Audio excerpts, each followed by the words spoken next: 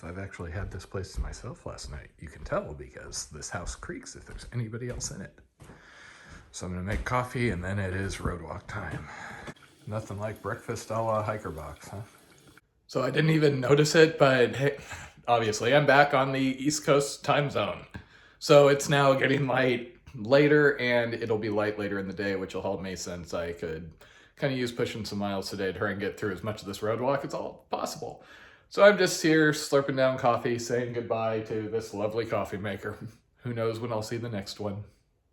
Okay, I said my goodbyes to the coffee pot and now it is onwards towards the road walk, sadly. Not really looking forward to this. I kind of feel like I was used to them before, but it should really be done, you know? Hearing that I have 2 big road walks plus aggressive dogs, plus I'm probably gonna have to stealth camp tonight, it's like... And here we go again. Just had a guy who's been watching my videos, I guess, who came and hunted me down. I love meeting people. Well, I have to say, if I'm gonna have to do a road walk, these quieter, more remote roads are the nicer type of road walk.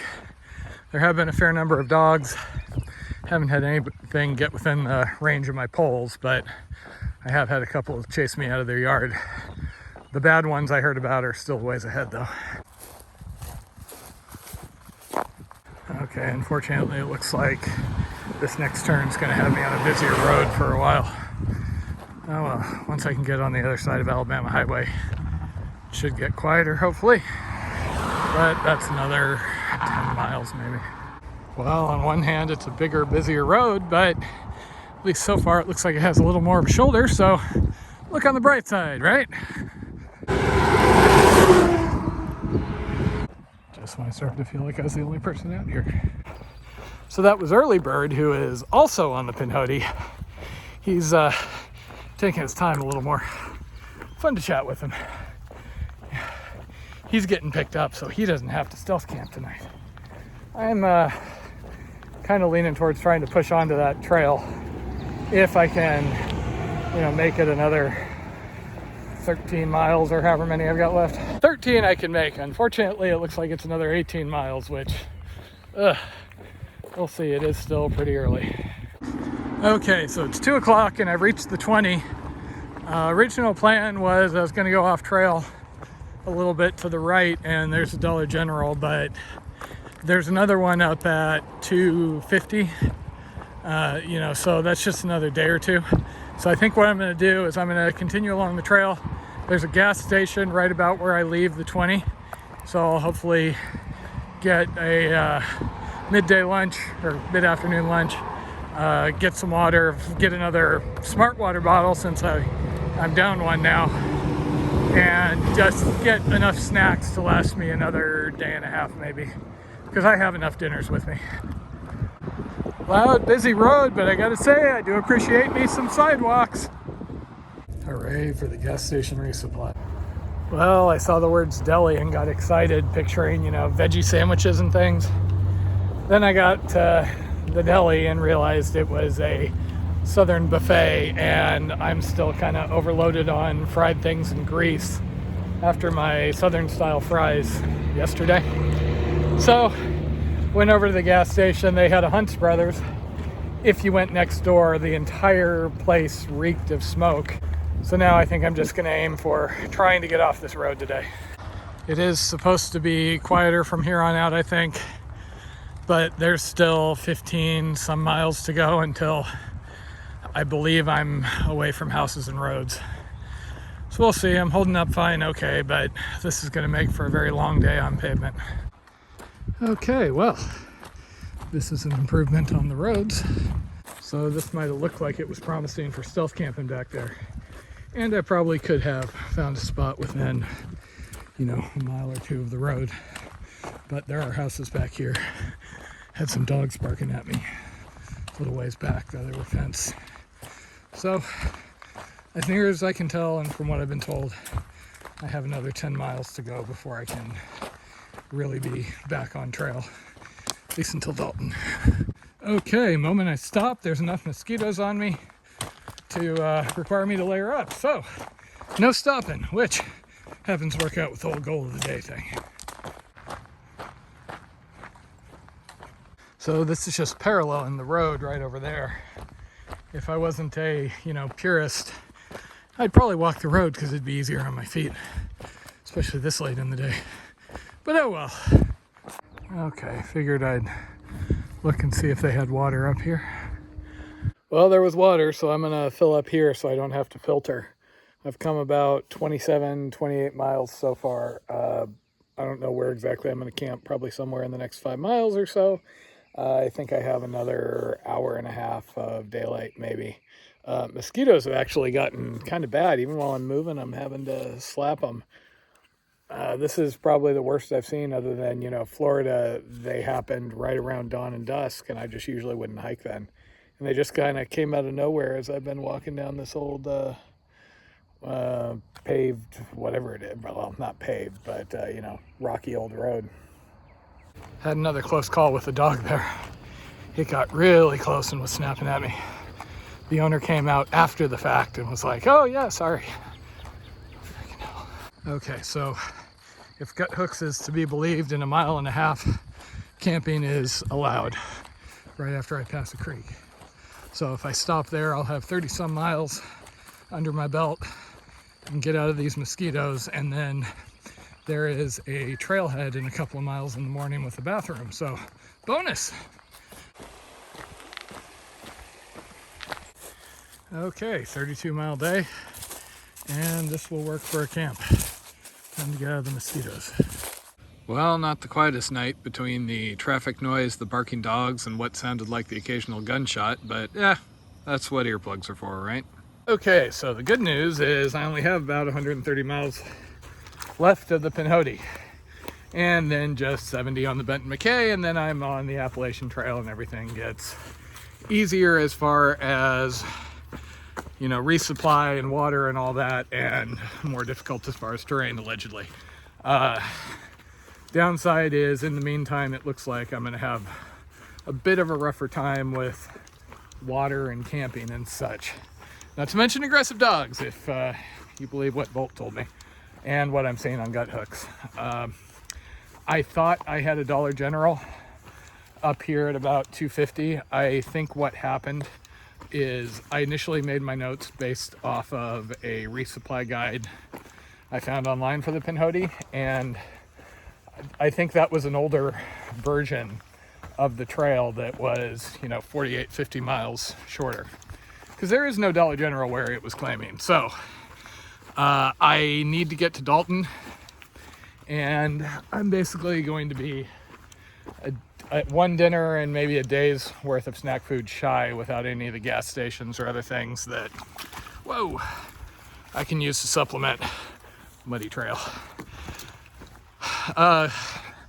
There is a town 4 miles off. There's a Dollar General 1.5 miles off in a different spot. So my plan today is go 10 miles, hike 1.5 miles down a big hill, go to the Dollar General, buy a little bit extra stuff, then continue on.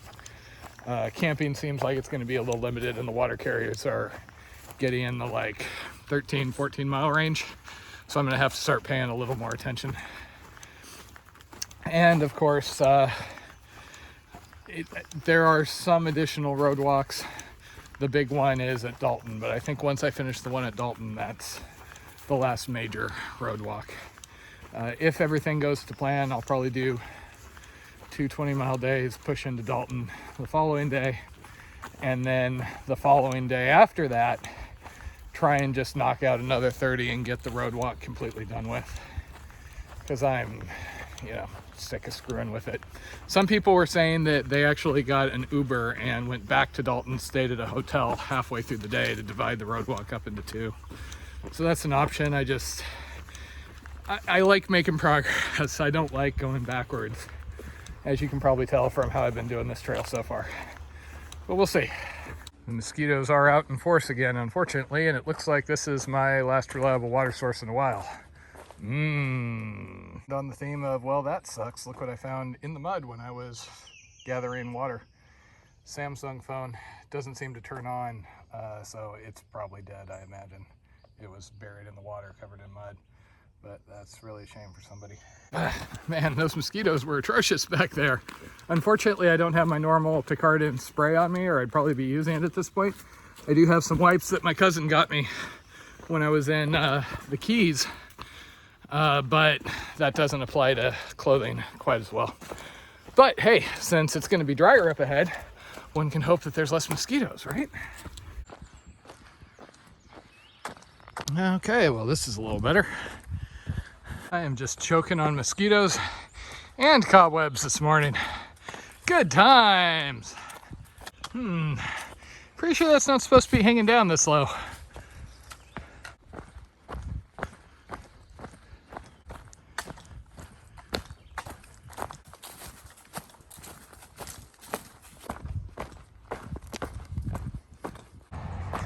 Okay, 1.5 miles each way. I'm gonna see if I can't get lucky and manage a hitch here.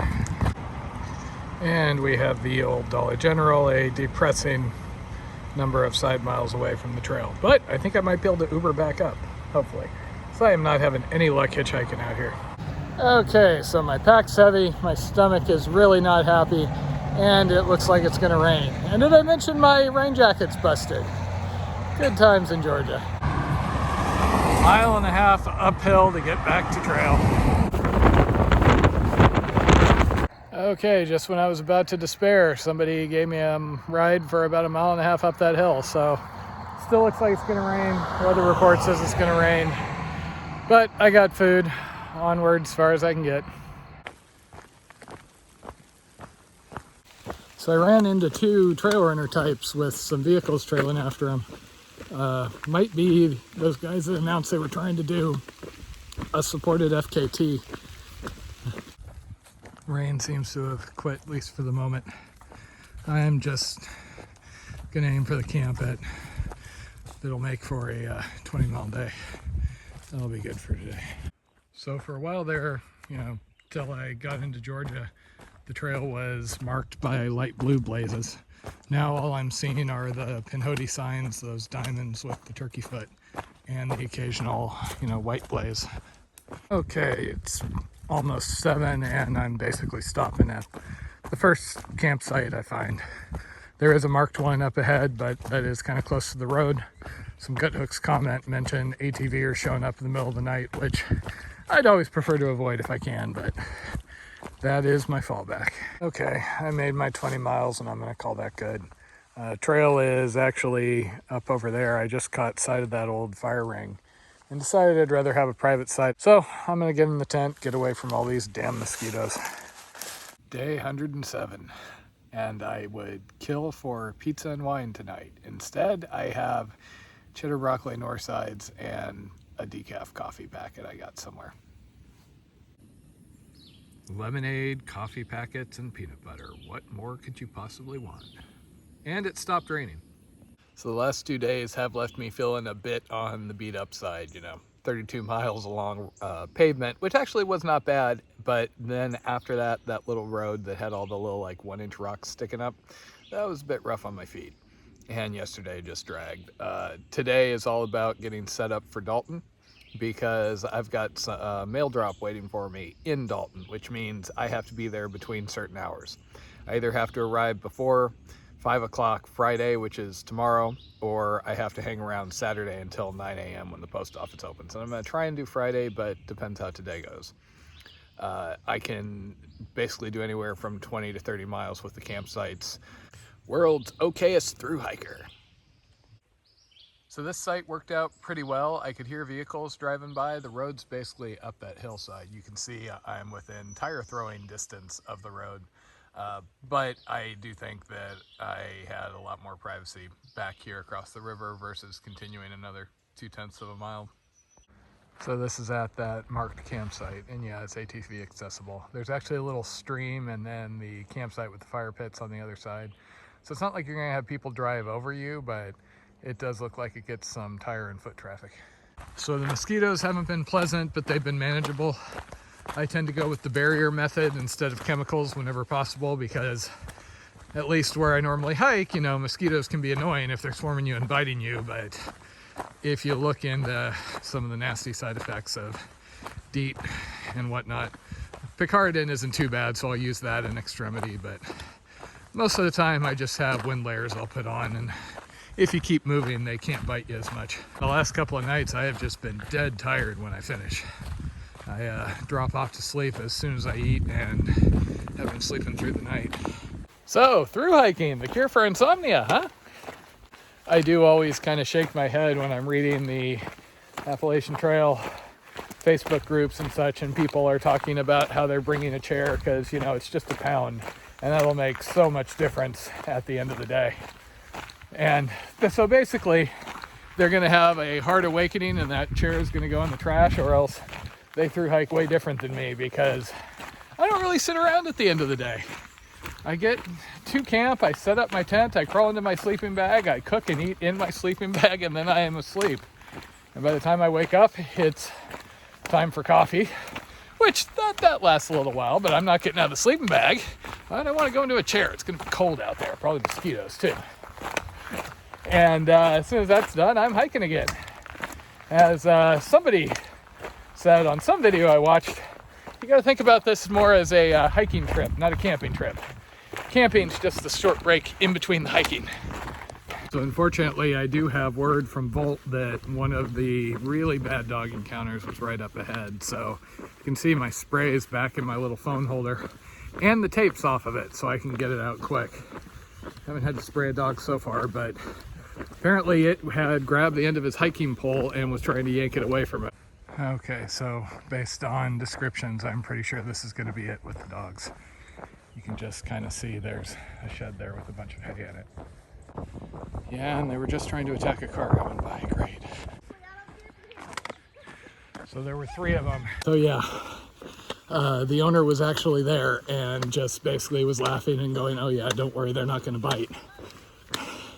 That thing has come after me 4 or 5 times. And yeah, it was snarling. Didn't grab my pole, but I could have poked it. See, and that's the thing. The owner there, she has them off leash. They're not fenced. She knows they're an issue and that they attack people, but just claims, oh, well, just ignore them. They're fine.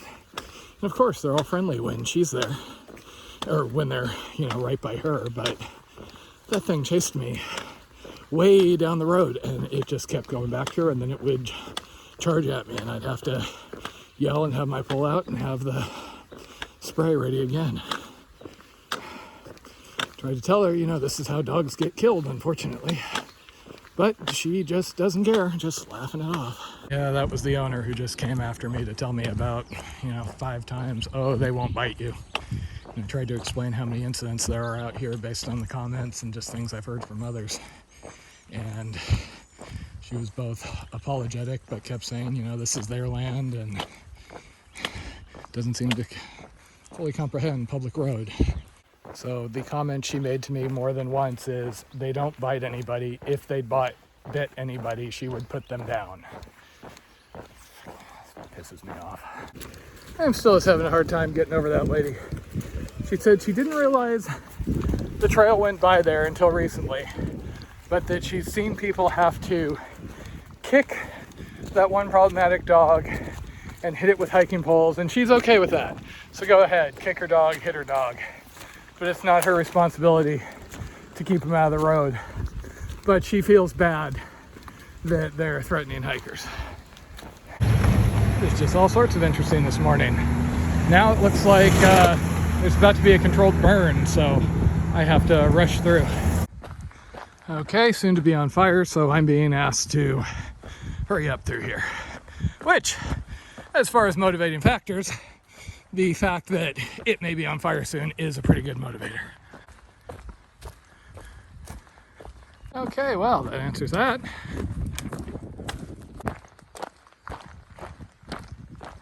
Stopped to chat with the fire crew back there, just let them know that I had come through the section just in case they had been worried that I hadn't followed the trail or that I might be back there before they started their work.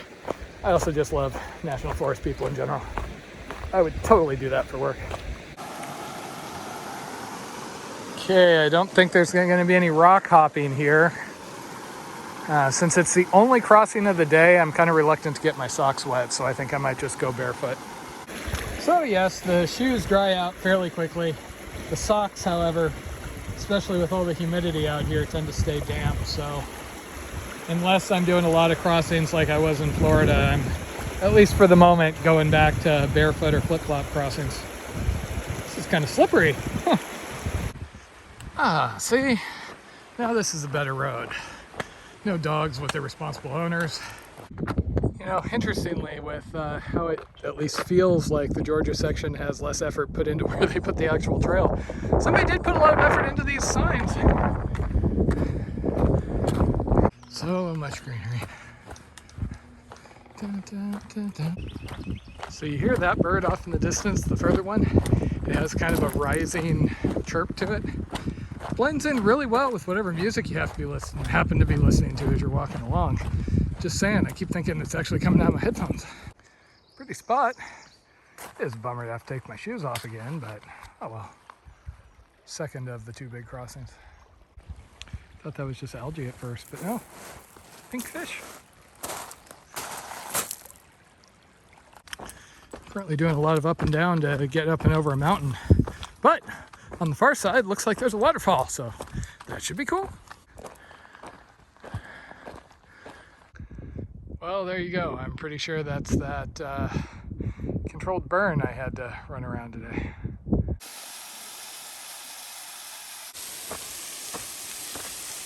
Oh, that's not too bad, a little side spur.